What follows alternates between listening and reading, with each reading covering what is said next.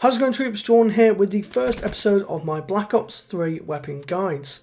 Throughout this series I will be covering all of the primary weapons that are in Black Ops 3's multiplayer, and then once I've completed the primary weapons I will then move on to the secondary weapons. So to kick off the first episode of my Black Ops 3 weapon guides, we're going to be taking a look at one of the first weapons that you get to unlock within multiplayer, that being the KN-44. The KN-44 is an assault rifle that you get to unlock straight away in multiplayer at level 1. It is a futuristic weapon that takes the traits of modern AK rifles, such as the AK-12 and the ever so popular AK-47. From its stock and magazine to its barrel and iron sights, this weapon has all the features of a typical aftermath Kalashnikova.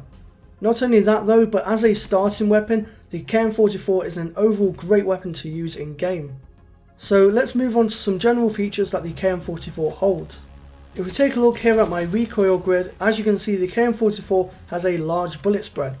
Now this won't be an issue within close quarters, but can be a nuisance when firing at targets over longer distances. This makes using the grip attachment a very viable choice, as it reduces this bullet spread significantly, giving a smaller spread, meaning more bullets will land on our enemies. The damage figures of the KN-44 is at 40-29. This basically equates to a 3-shot kill up close, dropping off to a 4-shot kill over range. Due to the KN-44's 1.1 times headshot multiplier, the same shots to kill also applies when shooting at the head. And finally, moving on to the iron sights of the KN-44. The KN-44 holds a trident shaped front pin and rear notch, which again is common traits of an AK rifle.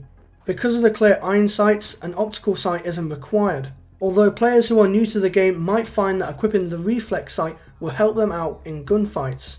It is only until they are comfortable with the KN-44 that they should then take off the reflex sight and then use that point in their pick 10 for something else. So now that we've covered some general features of the KN-44, let's go a little bit more in depth. The KN-44's fire mode is fully automatic, meaning you can constantly pull down the trigger until you have to reload. Because there is no select fire attachment in Black Ops 3's multiplayer, this means that you can't turn the KN-44 into a burst or single shot weapon. The magazine size of the KN-44 is at 30 rounds per magazine. However, if you equip the extended magazine attachment, this buffs the amount of bullets per magazine up to 42 rounds. The fire rate of the KN-44 is at a nice steady 625 rounds per minute, quite average for the assault rifle class. The reload time for the KN-44 is at 2.03 seconds, giving you a nice quick reload before carrying on your battles. And lastly, it takes 250 milliseconds in order to aim down your sights, which again is quite average for the assault rifle class. So now let's move on to my recommended attachments when using the KN-44 in Black Ops 3's multiplayer. My first recommended attachment is the quick draw handle. The quick draw handle allows us to snap onto our foes much faster when aiming down sights. This attachment might not be so useful out at medium to long ranges, mainly because your enemies wouldn't be expecting you, but it is a crucial attachment when trying to win gunfights at closer ranges. My second recommended attachment is the grip. As I have said previously, the grip reduces the bullet spread quite significantly on the KN-44, giving us a controllable recoil to work with. Unlike the quick draw handle, it's really effective out at medium to long ranges, where the recoil shows its true test of will, compared to close quarters where the recoil isn't that troublesome. And finally, my third recommended attachment is the Suppressor. Before the Suppressor got buffed, the Suppressor was a useless attachment to use, as you will be dealing very low damage over range. But ever since the buff of the Suppressor, it is a very useful attachment to use now. Before the buff, the Suppressor gave the KN-44 a 40% decrease in range, whereas now the KN-44 only receives a 23% decrease in range. Not only that though, but the KN-44 has the lowest decrease in range when equipped with a Suppressor out of all of the assault rifles in Black Ops 3.